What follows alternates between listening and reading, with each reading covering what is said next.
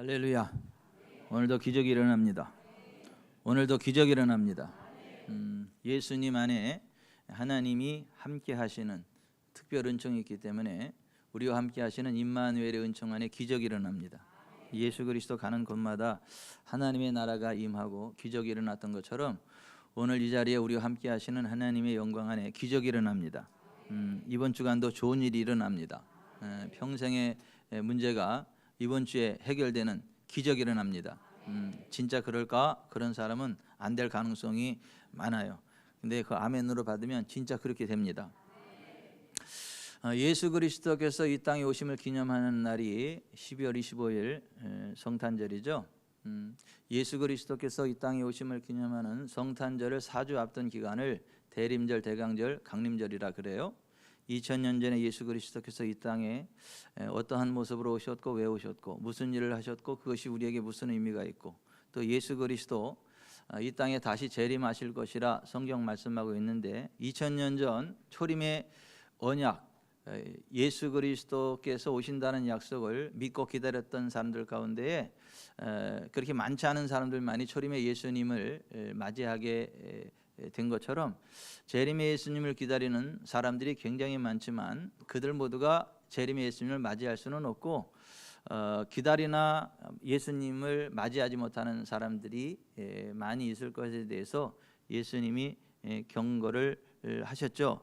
슬기로운 5 처녀 비유에 의하자면 신랑 되신 예수님을 기다리는 사람들 가운데 절반은 예수님 만나지 못한다라는 결론에 이르게 됩니다.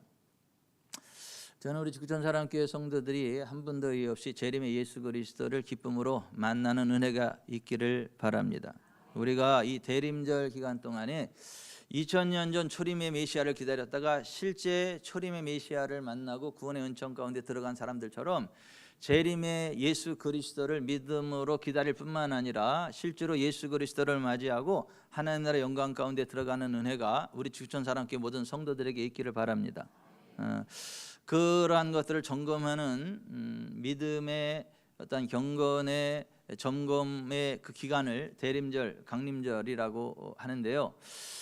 지난 11월 30일이 대강절 첫 주일이었죠. 그래서 예수님이 하나님이신데 이 땅의 인자, 사람의 아들, 사람으로 오신 이유는 하나님과 우리 사이에 맡겼던 죄악의 담을 허물어 버리기 위함이셨다.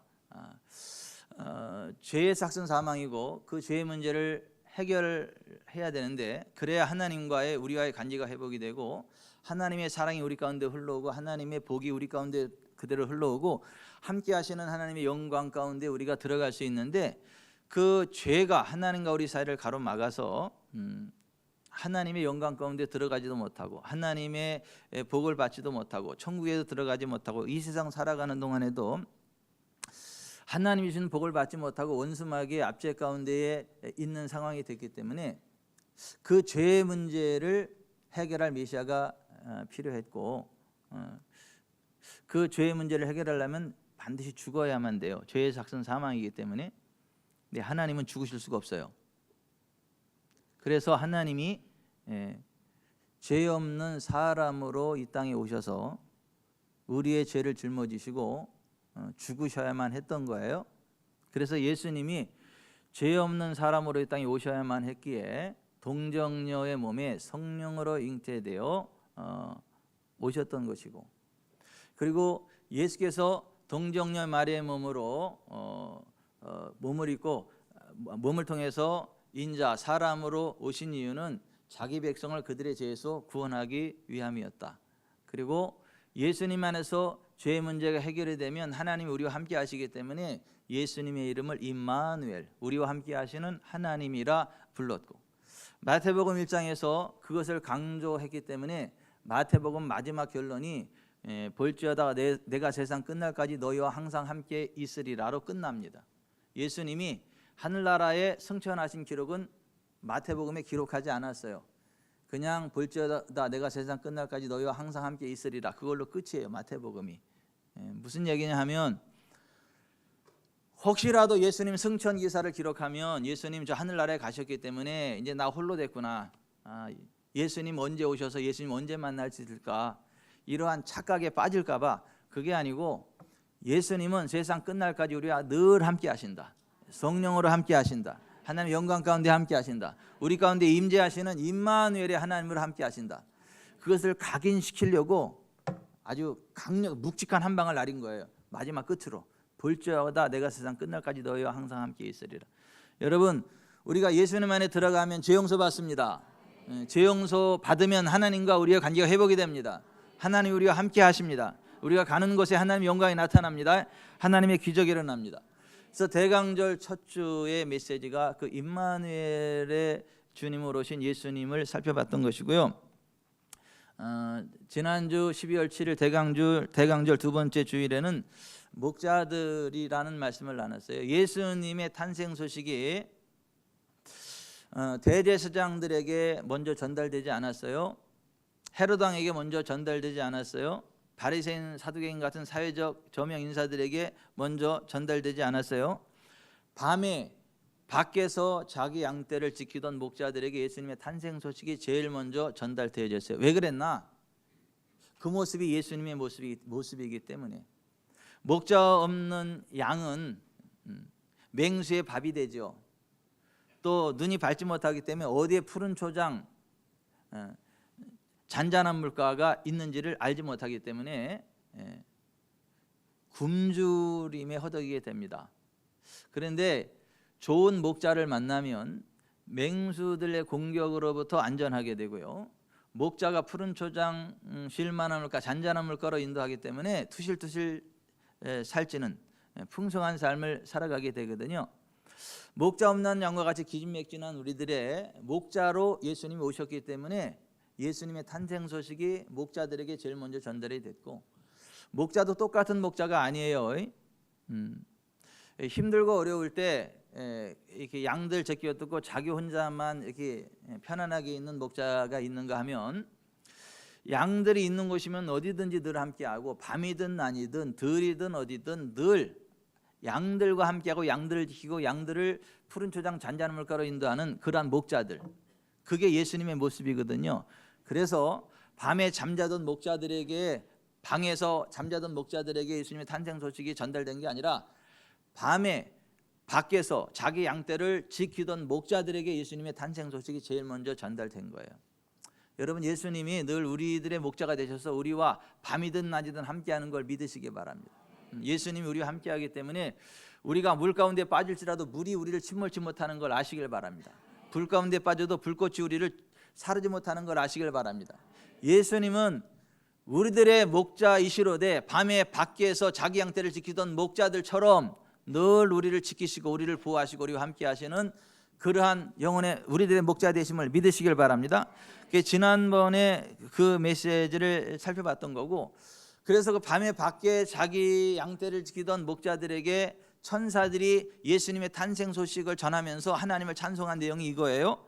누가복음 2장 10절 14절, 무서워하지 말라, 보라 내가 온 백성에게 미칠 큰 기쁨의 좋은 소식을 너희에게 전하노라.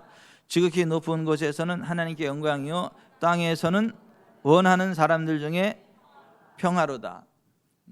무서워하지 말라, 내가 온 백성에게, all the people, 온 백성에게 미칠 큰 기쁨의 좋은 소식을 너에게 전한다. 예수님의 구원으로부터 배제되는 사람은 하나도 없습니다. 예수님은 전 지구촌 모든 사람들의 목자로 오셨습니다. 전 지구촌의 모든 사람들의 메시아로 오셨습니다. 그래서 예수님의 탄생 소식은 온 백성에게 미칠 구원의 큰 좋은 소식이라고 했던 것이고요. 지극히 높은 곳에서는 하나님께 영광이요 땅에서는 원하는 사람들 중에 평화로다라고 했던 거예요. 지극히 높은 곳에서는 예수 그리스도이심이 하나님께 영광이에요. 왜냐하면 하나님의 소원이 성취될 수 있게 됐으니까. 하나님의 소원은 모든 사람이 구원을 받으며 진리를 아는 데 이르기를 원하시는 거거든요. 그래서 모든 사람이 구원을 받으며 진리에 이르는 그 구원의 길을 만들려고 성취하러 예수님께서 이 땅에 오셨기 때문에 하늘에서는 하나님께 영광이 되는 거고, 땅에서는 원하는 사람들 중에 평화라고. 그 원한다라는 말이 개역개정에는 하나님이 기뻐하신으로 번역이 되어 있는데 그 말이 헬라어는 유도키아스, 원함의 그런 말이에요. 그러니까 예수 그리스도가 이 땅에 오셔서 나의 목자가 되기를 원하는 그러한 사람들에게 평화라는 거예요. 예수 그리스도를 자신의 목자로 원하는 사람들에게는 평화라는 거예요. 뭐가 평화예요? 병이 없어야 평화예요. 병이 없고 건강해야 평화라고요. 돈 없어서 스트레스 받으면 평화가 아니에요.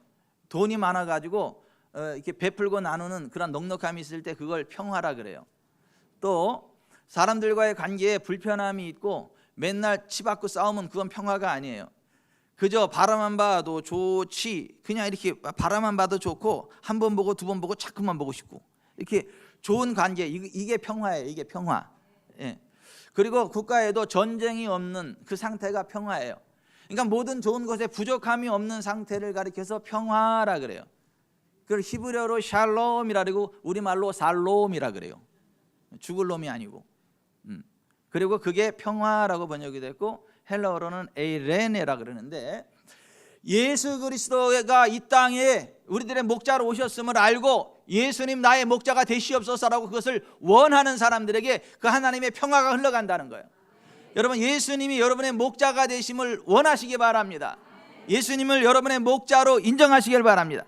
그러한 사람에게 하나님의 평화가 흘러간다라고 하는 거예요. 오늘은 대강절 세 번째 주일인데요, 예수 그리스도께서 왜 병점에 오셨나를 살펴보려고 그래요. 예. 예수님이 병점에 오셨어요? 예. 베이틀레헴이라는 말이 베이트 집, 레헴 떡, 그래서 떡집이라는 말이 베이틀레헴이에요. 우리말로는 병점이에요. 떡병, 점포점. 예. 그래서 예수님이 왜 병점에 오셨냐, 예수님이 왜 베이틀레헴 떡집에 오셨냐라고 하는 것을 오늘 살펴보려고 합니다.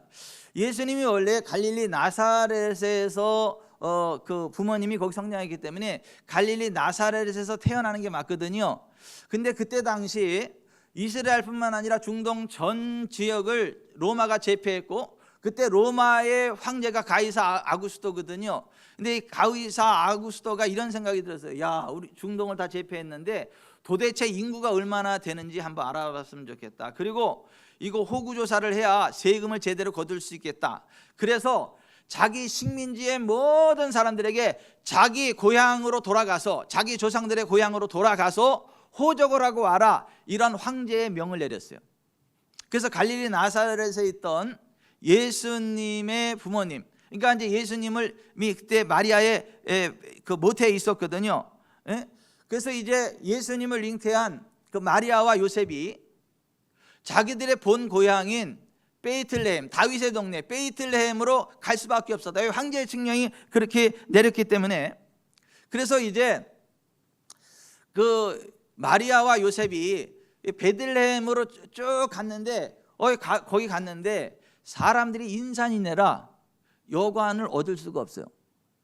그래서 어쩔 수 없이 마구간에라도 들어가야만 했고, 거기서 예수님이 나오셨어요. 그 예수님을 딱 받았는데 누일 때가 말 밥통밖에 없어. 구유, 말 밥통 있잖아요. 이거 구유 거기밖에 없어요. 예수님을 나와가지고 강보에 싸가지고 이 말 밥통에다가 구유에다가 예수님을 이렇게 누워 놓았다고요. 그래서 누가복음 2장 7절에 첫 아들을 낳아 강보로 싸서 구유에 누웠으니 이는 여간에 있을 것이 없음이더라 그래요. 이 구유가 말밥통 아닙니까? 여러분, 예수님이 태어난 장소가 어디예요? 병점, 베이틀레헴. 그리고 예수님 누인 장소가 어디예요? 말밥통, 구유. 왜 예수님이 그렇게 하셔야만 하냐? 예수님이 이 땅에 오신 이유가 우리들의 생명의 떡으로 오셨기 때문에. 떡은 떡집이 있어야 정상이잖아요. 그래서 생명의 떡으로 오신 예수님이기 때문에 베이틀레헴에서 태어나셔야만 했다는 거예요. 그 예수님이 우리들의 생명 양식이기 때문에 말 밥통에 들어가서 우리들의 생명 양식이 되신다라고 하는 것을 보여주는 그러한 기법을 썼다라고 하는 것입니다. 그리고 예수님이 다른 데가 아닌 베이틀레헴 떡집에 오셔야만 하고, 그리고 예수는 우리의 생명의 떡이고 생명의 음료가 되시는 분이다라는 것을 주구장창 강조하는 책이 요한복음이에요. 그러니까 마태복음을 통해서는 우리의 죄의 문제를 해결하고 우리와 함께 하시는 하나님으로 오신, 우리와 함께 하시는 하나님의 은혜를 누리게 만든 임마누엘의 예수님을 소개했다라고 한다면, 누가를 통해서는 목자 없는 양과 같은 우리들의 목자로 오신 예수님을 소개했고, 이 요한을 통해서는 생명의 떡으로 오신 예수 그리스도를 소개하고 있다. 그래서 요한복음 7장 42절에 성경에 이르기를 그리스도는 다윗의 씨로 또 다윗의 살던 마을 베들레헴에서 나오리라 하지 아니하였느냐. 이게 다른 구절에 요한복음에만 나와요. 그러니까 예수님은 베들레헴에서 나오셔야만 한다라고 하는 것을 기록하고 있고요. 또 예수님이 요한복음에서 자기 자신을 이렇게 소개해요. 35절, 예수께서 이르시되 나는 생명의 떡이니 내게 오는 자는 결코 줄이지 아니할 터요 나를 믿는 자는 영원히 목마르지 아니하리라. 48절, 내가 곧 생명의 떡이로다. 55절, 내 살은 참된 양식이요 내 피는 참된 음료로다. 그러니까 예수님은 우리들의 생명의 떡으로 오셨기 때문에 베들레헴에 오셔야 됐고 예수님 그 말 밥통에 누이셔야만 했다라고 하는 것. 여러분, 예수님이 우리들의 참된 양식이요 참된 음료가 됨을 믿으시길 바랍니다. 예수님의 살이 우리들의 참된 양식이요 예수님 피가 우리의 참된 음료다. 그래서 우리가 성찬식 할 때 예수님의 찢긴 몸을 기념하는 떡을 먹는 것이고 예수님의 흘리신 피를 기념하는 포도즙을 마시는 거예요. 왜냐하면 예수님의 살과 피를 먹어야만 우리에게 영생이 주어지기 때문에, 하나님이 주시는 생명의 길이 열리기 때문에 그렇다. 그래서 예수님이 자기 자신의 살과 피에 대하여 한 말을 다시 한번 집중하시기 바랍니다. 55절, 내 살은 참된 양식이요 내 피는 참된 음료로다. 여러분, 예수님의 살이 여러분의 참된 양식이고 예수님의 피가 여러분의 참된 음료됨을 믿으시기를 바랍니다. 그래서 예수님의 살과 피를 먹고 마시는 자는 영생을 얻게 되고 하나님이 주시는 풍성한 삶 가운데로 나아가게 되고 인생 졸업할 때도 지옥이 아닌 천국에 들어가게 되는 걸 아시기를 바랍니다. 그런데 아무리 잘생기고 아무리 기골이 장대해도 밥 안 먹으면 어떻게 해요? 밥 안 먹으면 어떻게 돼요? 바로 죽진 않지. 지치지. 그게 계속 안 먹으면요 죽죠. 생명의 떡, 우리들의 생명 양식이 되시는 예수 그리스도를 믿지 않으면 다 잘 될 것 같은데 인생이 계속 지쳐요. 그러다가 죽으면 지옥 떨어져요.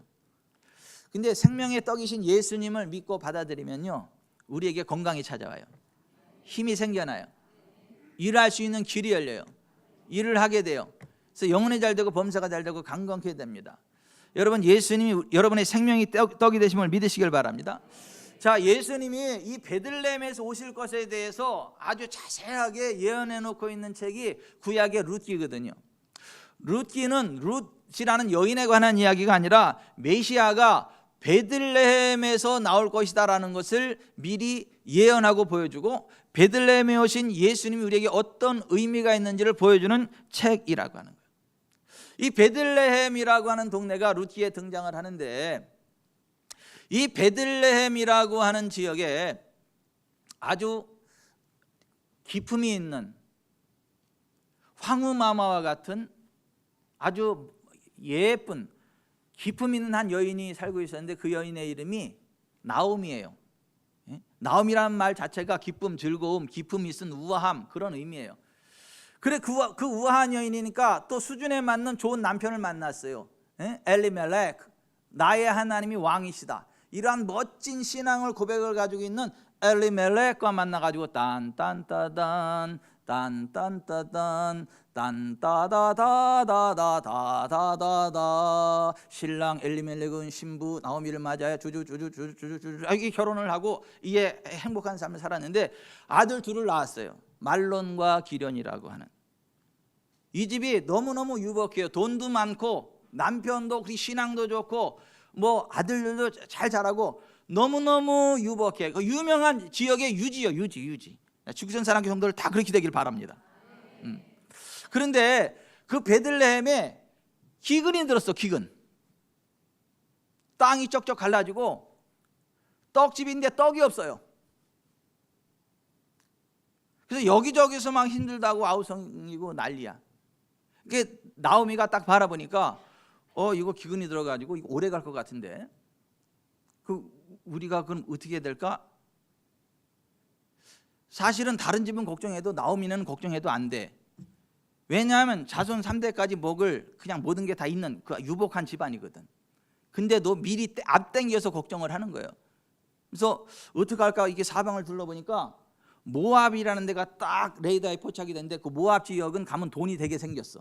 거기 되면 좋은 일이 있게 생겼어. 그래가지고 모압으로 가기로 결정을 했어요.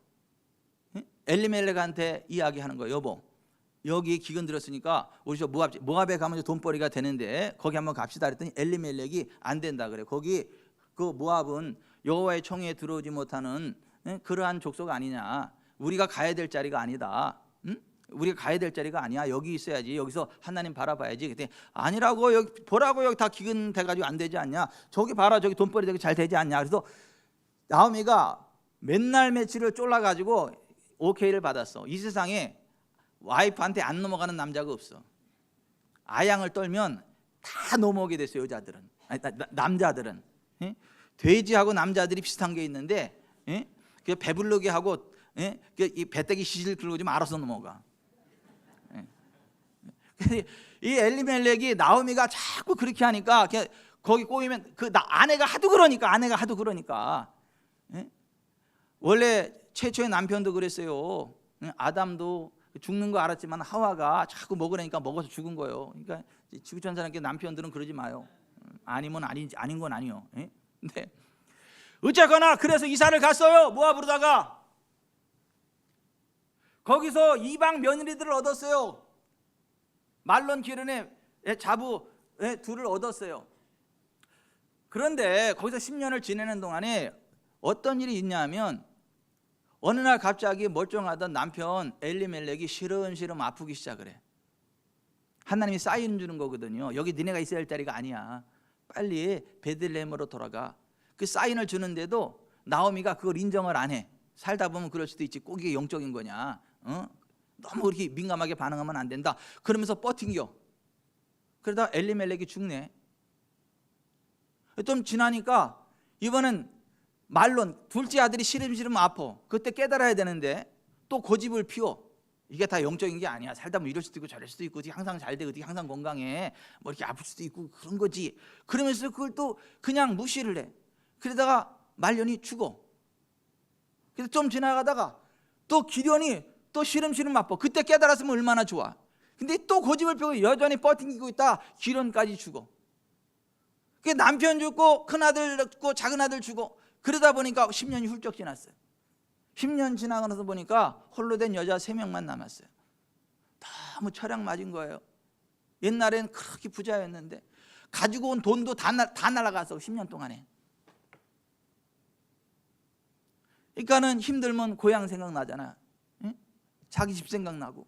그래가지고 우리 고향 베들레헴 요새 어찌 지난대냐 그런 생각이 가지고 그 베들레헴 소식을 딱 접해보니까 룻기 1장 6절 그 여인이 모압 지방에서 여호와께서 자기 백성을 돌보시사 그들에게 양식을 주셨담을 듣고 이에 두 며느리와 함께 일어나 모압 지방에서 돌아오려 하여.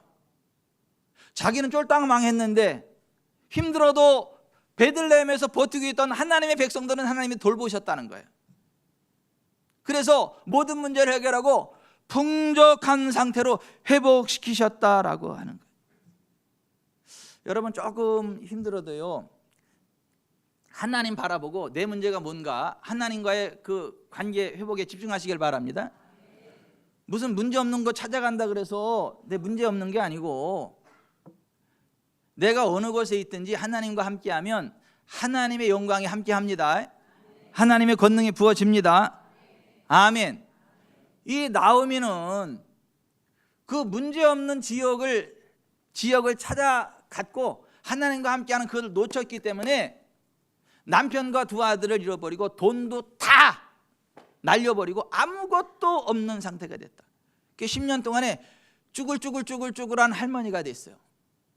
그래가지고 이제 그 고향에 하나님이 돌보셨다고 하니까 고향으로 돌아오는데 자기 며느리 둘을 볼 때 너무 불쌍한 거야. 예? 그러니까 야들아 니네 다시 친정으로 돌아가서 니네 다시 재혼해서 살아라.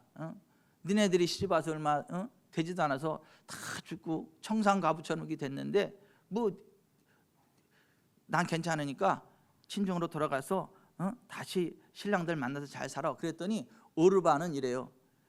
어머니가 그러시니까 할 수 없지요. 어머니 잘 가세요. 그리고 얼른 가서. 근데 룻은 어머니의 하나님이 나의 하나님이 되고 어머니의 백성이 나의 백성이 될 겁니다. 죽는 일 후에 내가 엄마를 떠나지 않을 거라고. 내가 시집 와서 남편을 잃었지만은 어머니의 하나님을 만난 게 나한테 복이라고. 어머니의 하나님이 나의 하나님이기 때문에 나는 이제 어머니와 함께 그 하나님 바라보고 살 거지 다른 거 안 바라볼 거라고. 그래서 안 떠나겠다 그래. 그래서 이 나오미가 룻과 함께 10년 만에 베들레헴으로 돌아온 거예요. 베들레헴에 딱 돌아왔는데 소문이 났어. 10년 전에 나갔던 나오미가 돌아왔다는 소리를 듣고 사람들이 막 몰려서 사람들이 하는 말이 Can this be 나오미? 이 사람이 나오미 맞아? 그렇게 막 유복하던 나오미 맞아? 안 믿어지는 거야. 10년 만에 완전히 다 쫄딱 망한 거야. 다 그냥 몸도 다 찌그러지고 완전 알고지돼서 왔으니까 사람들이 하는 말이 Can this be 나오미? 이 사람을 나오미라 할 수 있냐 이런 말이야. 그때에 이 나오미도 너무 막 속상하면서 움츠러들면서 이래요. Don't call me 나오미, call me 마라. 나를 나오미라 부르지 말고 마라라 불러주시오. 이렇게 이야기해. 나오미는 즐거움, 온화함, 기쁨 있으면 그런 말이지만 마라는 말, 씀, 고통, 아픔, 슬픔 이런 말이거든. 그러니까 내가 지금 이 주제에 무슨 내가 기쁨이 있고 즐거움이 있고 이러냐 보다시피 나는 나오미가 아니고 마라다. 더 이상 나를 나오미라 부르지 말고 마라라 불러다고 뭐 이렇게 이야기를 하는 거예요. 여러분 어떤 상황 가운데서도 하나님과 함께하는 것을 놓치지 않기를 바랍니다. 하나님과 함께하는 일에 집중하시길 바랍니다. 그 하나님과 함께하는 것으로부터 복이 오는 것이고 회복이 오는 거예요. The thing with God, 하나님과 함께하는 그게 중요해요. The place without trouble, 문제없는 그 장소가 중요한 게 아니고 문제없는 장소라고 해서 찾아가서 이게 문제가 없는 게 아니에요. 나 자체가 문제이기 때문에 가는 곳마다 문제가 생겨. 반대로 나 자체가 복이기 때문에 내 가는 곳마다 복이 흘러와. 그러니까 하나님과 함께함으로 여러분 자체가 복이 되기를 바랍니다. 하나님과 함께함으로 여러분 자체가 복이 되기를 바랍니다. 김성환 집사님이 가는 곳마다 그냥 잘 되기를 바래요. 깃발 꽂는 곳마다 잘 되기를 바래요. 깃발 꽂는 곳마다 막 건물값이 올라가고 막 상가가 활성화되기를 바랍니다. 왜냐하면 성환이는 하나님의 사람이니까. 성령님이 함께하니까. 다 쫄딱 망한데도 김성환 집사 가서 깃발 꽂으면 잘 돼. 왜냐하면 하나님이 함께하니까. 나오미는 그걸 놓쳤던 거 그거.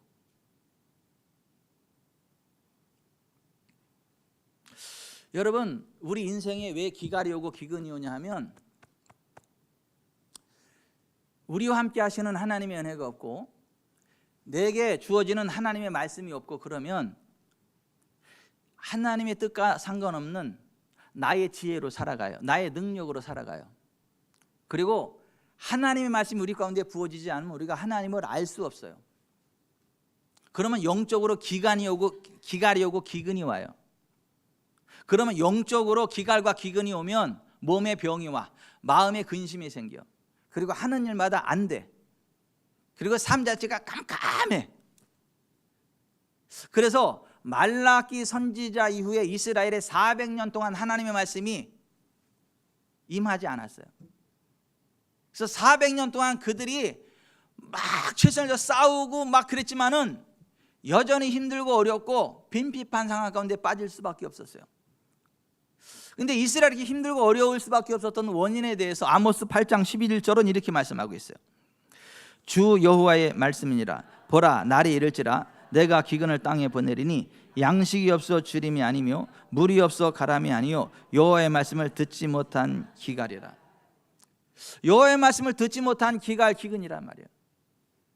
그러면 다 망하는 거예요. 뿌리가 썩으면 나무가 그냥 점점점 죽어서 완전히 죽어가는데, 뿌리만 건강하면 위에서 병들을지라도 뿌리만 건강하면 뚝뚝뚝뚝 면역축이 올라와 가지고 거기에 새싹이 나고 풍성한 열매가 맺혀지게 되는 거예요.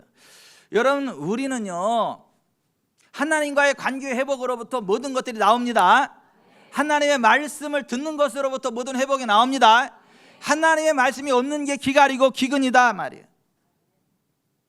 근데 그 하나님 말씀이 없어서 시작된 기근의 문제를 해결하러 이 땅에 말씀이 육신이 되어 우리 가운데 오신 분이 예수님이라는 거예요. 이 말씀이 육신이 되어 우리 가운데 오신 예수님이 우리의 생명의 떡이라는 거예요. 그래서 그 예수님을 생명의 떡으로 믿고 받아 먹는 사람은 영생을 얻는다는 거예요. 그래서 요한복음 6장 51절에 나는 하늘에서 내려온 살아있는 떡이니 사람이 이 떡을 먹으면 영생하리라. 내가 줄 떡은 곧 세상의 생명을 위한 내 살이니라. 아멘. 생명의 떡으로 오신 예수님을 믿으면 영생하게 돼요. 영생을 얻게 돼요. 근데 여러분, 예수님 안에는 영생이 뭔지는 아시죠? Spiritual life, 영적인 생명이 아니에요. Eternal life, 영원한 생명이에요. 길이 영자예요. 영영자가 아니라. 이스라엘 백성들이 광야에 불뱀에 밀려 죽어갈 때 그들이 회개하고 하나님의 은혜를 구했을 때 모세한테 노뱀을 만들어서 장대에 높이 매달아라, 쳐다본 중 모두가 살리라 그랬거든요. 모세가 노뱀을 만들어서 장대에 매달고 쳐다보면 모두가 산다. 그래서 회개하는 마음으로 노뱀을 쳐다본 사람들은 다 살았어요. 불뱀의 독이 다 빠져나갔어요. 그래서 죽어가던 몸이 살아났습니다. 하나님과의 관계가 회복이 됐어요. 그러니까 하나님 주시는 만나를 맛보게 되고 하나님 주시는 풍성한 삶, 젖과 꿀이는 가나안 땅의 비전을 향해 나아가게 되고 그들과 임재하시는 하나님의 보호하심이 있었어요. 그 전체를 가르쳐서 영생이라 그래요. 예수님 안에 있는 영생이 그런 거예요. 몸이 치료되고 필요가 공급이 되어지고 하나님의 보호하심이 있고 풍성한 삶의 현장으로 나아가는 그 삶을 한마디로 영생이라 그래요. 그래서 이 요한복음 3장 14절부터 16절에 보면 모세가 광야에서 뱀을 든 것 같이 인자도 들려야 하리니 이는 그를 믿는 자마다 영생을 얻게 하려 하심이라. 하나님이 세상을 이처럼 사랑하사 독생자를 주셨으니 이는 그를 믿는 자마다 멸망하지 않고 영생을 얻게 하려 하심이라. 예수 믿는 영생이 그 영생이라고. 예수는 우리들의 생명의 떡으로 오셨고 이 예수님을 먹는 자는 영생을 얻게 됩니다. 영생하게 됩니다. 아멘. 그 예수님의 살과 피가 우리의 양식이고 우리의 음료가 된다. 그래서 예수님의 살과 피에 대해서 말씀하시고 나서 예수님이 58절에 이렇게 말씀하신 거예요. 이것은 예수님의 살과 피는 하늘에서 내려온 떡이니 조상들이 먹고 죽은 그것과 같지 아니하여 이 떡을 먹는 자는 영원히 살리라. 아멘. 여러분, 광야 이스라엘 백성들은 하늘의 만나를 먹었잖아요. 근데 그들은 광야에서 하늘에서는 만나를 먹었지만 결국 죽었잖아요. 그거는 생명의 떡으로 오신 예수님에 대한 예표입니다. 여러분, 우리가 생명의 떡 되신 예수님을 믿으면요 영원토록 죽지 않는 걸 믿으시기를 바랍니다. 영생하는 하나님의 영광이 여러분의 삶 가운데 부어주는 걸 믿으시길 바랍니다. 여러분, 우리가 이 세상 살아가는 동안에 밥심으로 사는 것 같죠? 예? 떡만 먹으면 다 살 것 같죠? 근데 그렇지 않아요. 사람이 떡으로만 살지 않아요. 여호와 입으로부터 나오는 모든 말씀을 들을 때 하나님의 임재가 우리 가운데 풀어지고 하나님의 임재 안에서 떡도 나오고 치유도 나오고 부여도 나오고 자손 천대에 흘러가는 형통도 나오고 천국도 나오고. 아멘. 그래서 예수님이 메시아로 사역할 때 40일 금식 기도를 하고 마쳤을 때 마귀가 예수님한테 와서 40일 금식기도 잘 마쳤습니다. 그때 마귀가 와서 예수님한테 이런 거예요. 네가 만일 하나님의 아들이든 이 돌들을 명하여 떡덩이가 되게 하라, 이렇게 얘기했어요. 그때 예수님이 그 마귀한테 이렇게 말씀하셨어요. 마태복음 4장 4절. 예수께서 대답하여 이르시되 기록되었을 때 사람이 떡으로만 살 것이 아니요 하나님의 입으로부터 나오는 모든 말씀으로 살 것이라 하였느니라. 이게 무슨 얘기냐면 이거예요. 내가 40일 금식기도 한 것도 맞고 돌로 떡이 되게 할 수 있는 것도 맞고 먹어도 죄가 되지 않는 것도 맞지만 나는 그게 중요한 게 아니라 지금 이 순간 하나님이 나에게 무엇을 말씀하시는지가 더 중요해. 그래서 하나님이 말씀하시면 말씀하시는 대로 할 거야. 하나님과의 관계에 집중한 거예요. 하나님의 음성에 귀를 기울이는 게 더 중요하다. 거기로부터 모든 게 생명이 나온다. 아멘. 내게 주어진 권세를 가지고 떡을 만들어 먹으면 그걸로 끝. 근데 하나님의 이로부터는 말씀을 들으면 하나님 임재 가운데 떡은 당연히 나오고 남은 생애 전체 하나님 영광을 걷는 가운데로 나가게 됩니다. 예수님이 이 땅에 생명의 떡으로 오신 이유가 그것이다 라고 하는 거예요. 그래서 예수님 안에 들어가면요 결코 줄이지 않습니다. 영혼이 목마르지 않습니다. 영혼이 잘 되고 범사가 잘 되고 강건케 됩니다. 그래서 예수님이 요한복음 6장 35절에 예수께서 이르시되 나는 생명의 떡이니 내게 오는 자는 결코 줄이지 아니할 터요 나를 믿는 자는 영원히 목마르지 아니하리라. 아멘. 이거 믿으세요? 예수님 안에서 결코 줄이지 않습니다. 예수님에서 영원히 목마르지 않습니다. 아멘. 아멘. 아멘. 생명의 떡이신 예수님과 함께하면 여러분 밥 굶을 일 없어요. 돈 없어서 망신 당할 일 없어요. 하는 것마다 망해서 스트레스 받을 일 없어요. 지옥 갈 일 없어요. 예수님의 이 말씀이 지금 그거래요. 그거.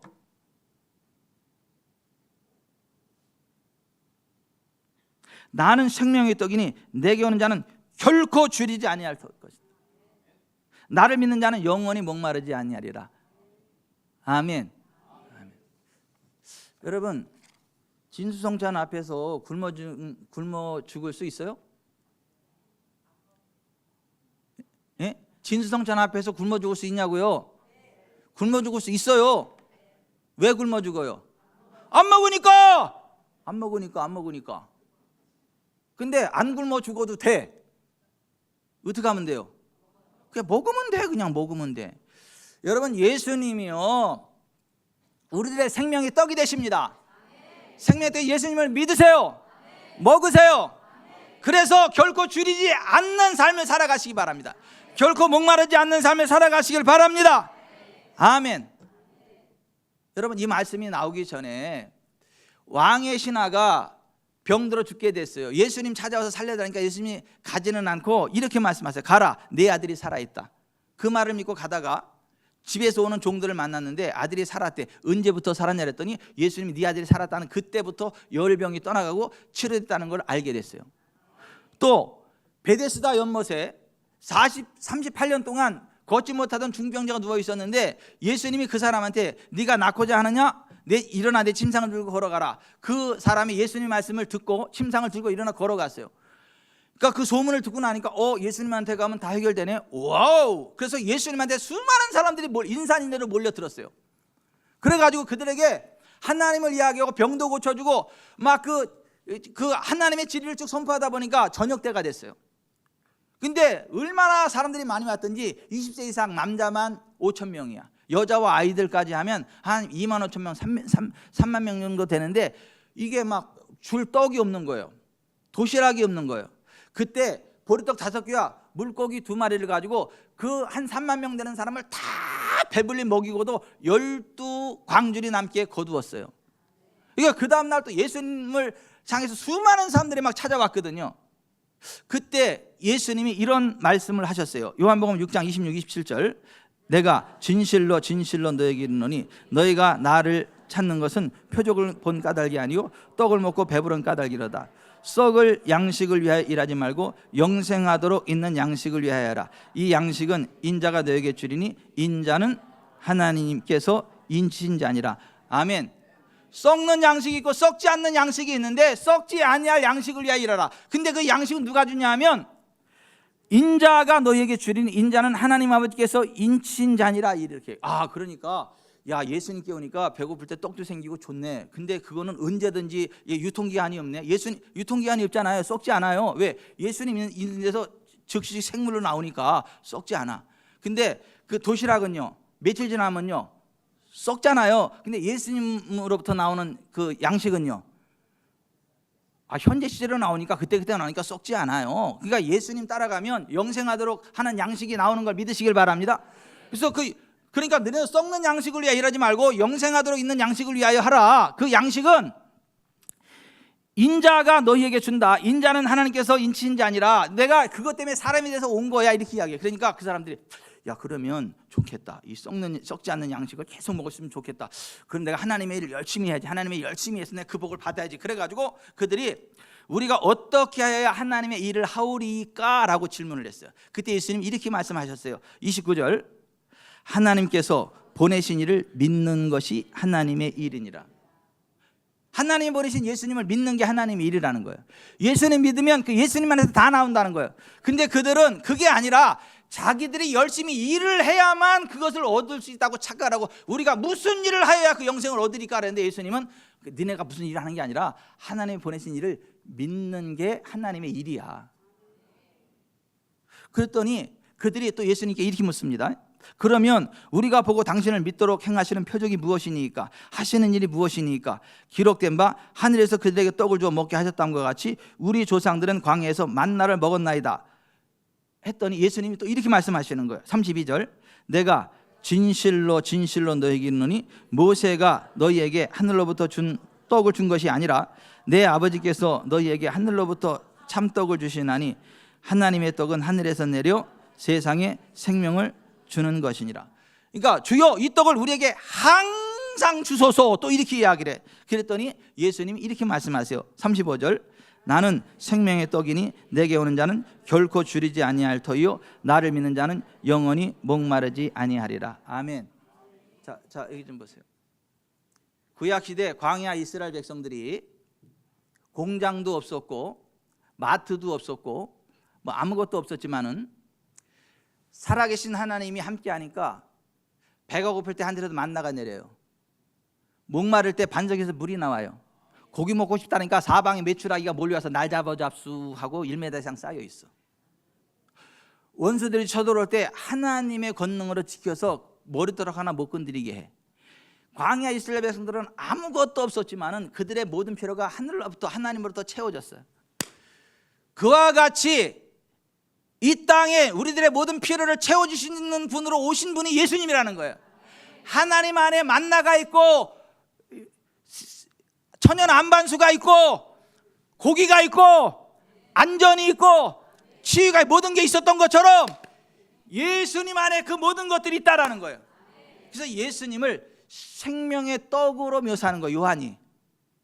그래서 6장에서 예수님이 생명의 떡으로 오셨다는 것을 기록한 요한이 요한복음 7장에서는 예수님을 믿는 자는 그 배에서 생수의 강이 흘러나오는 성령 충만한 삶을 살아가게 된다는 것을 기록하고, 8장에서는 음행 중에 잡혔던 사망의 어둠 속에 있던 여자가 예수님으로 말미암아 죄 용서함을 받고 생명의 빛 가운데 살아가게 되었다는 것을 기록했고, 9장에서는 날 때부터 맹인된 사람이 예수님으로 말미암아 그 눈을 고침받아 보게 되는 건강한 사람이 되었다는 것을 기록하고, 10장에서는 예수님께서 이 땅에 오신 목적은 목자 없는 양과 같은 우리 인생들에게 참 목자가 되셔서 생명을 얻게 하고 또 풍성히 얻게 하려는 것이었다라는 것을 기록했고, 11장에서는 죽은 지 나흘 된 나사로조차도 예수님을 통해 죽음에서 다시 살아날 수 있게 되었다. 그러니까 예수님 안에 문제될 게 있어요, 없어요? No problem. 예수님 안에 어떤 것도 문제가 되지 않는다. 그걸 기록해 놓은 거예요. 그리고 나서 12장부터 19장에서는 그 일을 위해서 예수님이 우리를 위해서 얼마나 많은 고난을 당하시고 채찍질을 당하시고 십자가에 달려 죽으시고 맨 마지막에 테텔레스타이 모든 죄값을 다 지불했다 선언하시고 돌아가셨다. 그래서 요한복음 19장 30절에 다 이루었다, 그 말씀을 기록한 거예요. 여러분, 예수님 안에서 우리의 죄값이 다 지불됐습니다. 저주의 대가가 다 지불됐습니다. 그래서 예수님 안에 영생이 있는 거예요. 그 영생 안에 치유가 있는 거예요. 회복이 있는 거예요. 부요가 있는 거예요. 하늘의 권세가 있는 거예요.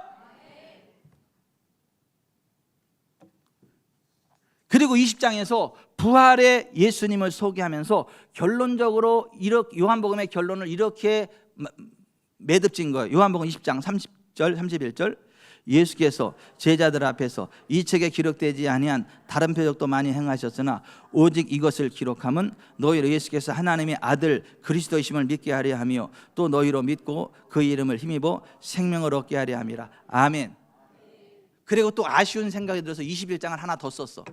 21장에서는 부활의 주님은 우리의 삶의 현장에 나타나 우리의 모든 필요를 채워주시는 분이고 제자들을 통해 양과 같은 당신의 자녀들을 양육해 가시는 자애로운 분이시다라는 것을 소개해 주셨어요.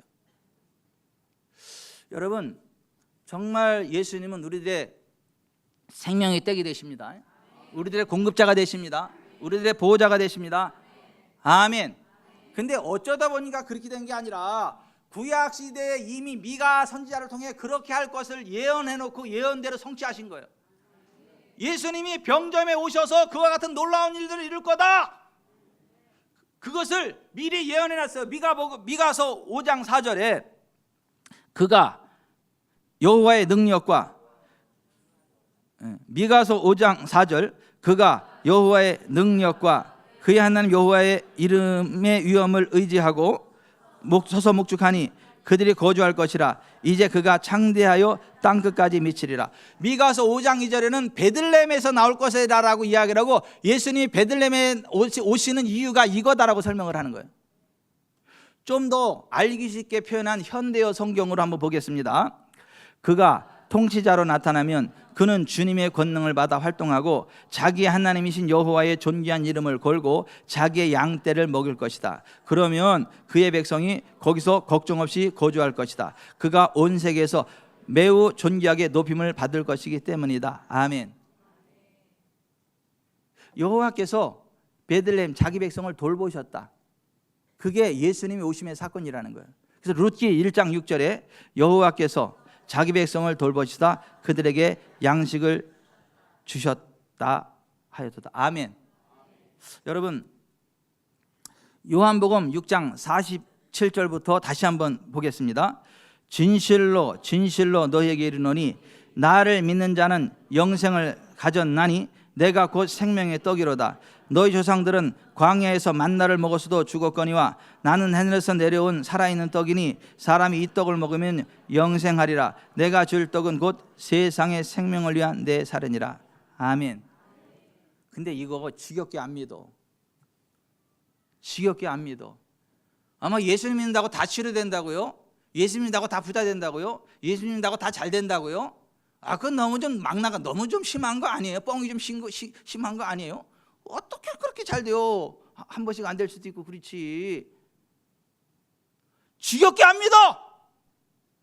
그러니까 예수님이 이 말씀을 하시면서 47절에 아멘 아멘 레고 휘민 진실로 진실로 너희에게 이르노니 하면서 이 말씀을 하신 거예요. 이 진실로 진실로 이 경상도 버전으로 진짜데이 진짜데이 하면서 얘기한 거야. 좀 믿으라고 믿으세요. 믿으세요. 옆에 사람은 들으세요. 지겹게 안 믿지 말고 믿으라고. 확실히 믿으세요. 아멘. 여러분 여기 보세요. 예수님 안에요 가난도 끝났습니다. 고린도후서 8장 9절에 우리 주 예수 그리스도의 은혜를 너희가 알거니와 부유하신 이로써 너희를 위해 가난하게 되심은 그의 가난함으로 말미암아 너희를 부유하게 하려 하심이라.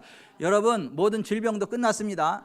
그래서 베드로전서 2장 24절 신이 나무에 달려 그 몸으로 우리 죄를 담당하였으니 이는 우리로 죄에 대해 죽고 의에 대해 살게 하려 하심이라. 그가 채찍에 맞음으로 너희는 나음을 얻었나니. 아멘. 그래서 예수님이 베들레헴에 오셨어요. 생명의 떡으로 오셔서 예수님 안에 다 있다. 예수님 안에 다 있다. 아싸! 그렇게 살아가세요. 그래서 대강절 세 번째 주일에 이 베들레헴에 오신 예수님을 살펴보는 거예요. 여러분 예수님 안에 다 있습니다.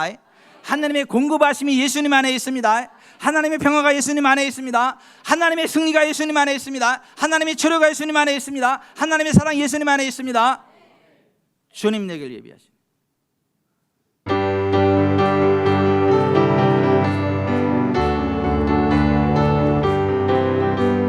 주님 내 길 예비하시니 나 기뻐합니다. 주님 내 길 예비하시니 나 기뻐합니다. 여호와 이레 여호와 이레 주님 내 길 예비하시니 여호와 이레 주님 내게 평화 주시니 나 기도합니다. 주님 내게 평화 주시니 나 기도합니다. 여호와 샬롬 여호와 샬롬 주님 내게 평화 주시니 여호와 샬롬 주님 내게 승리 주시니 나 찬송합니다. 주님 내게 승리 주시니 나 찬송합니다. 여호와 니시 여호와 니시 주님 내게 승리 주시니 여호와 니시 주님 나를 치료하시니 참 감사합니다. 주님 나를 치료하시니 참 감사합니다. 여호와 라파 여호와 라파 주님 나를 치료하시니 여호와 라파 주님 나를 사랑하셨네 날 구원하셨네 주님 나를 사랑하셨네 날 구원하셨네 할렐루야 아멘 할렐루야 아멘 주님 나를 사랑하셨네 할렐루야 아멘 가슴에 손을 얹으세요. 가슴에 손을 얹으세요.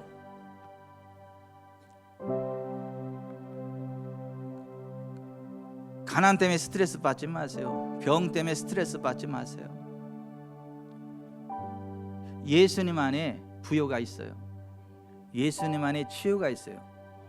그걸 믿고 인정하고 예수 이름 부르며 나아가세요. 질병이 떠나갑니다. 가난이 꺾입니다. 길이 열립니다.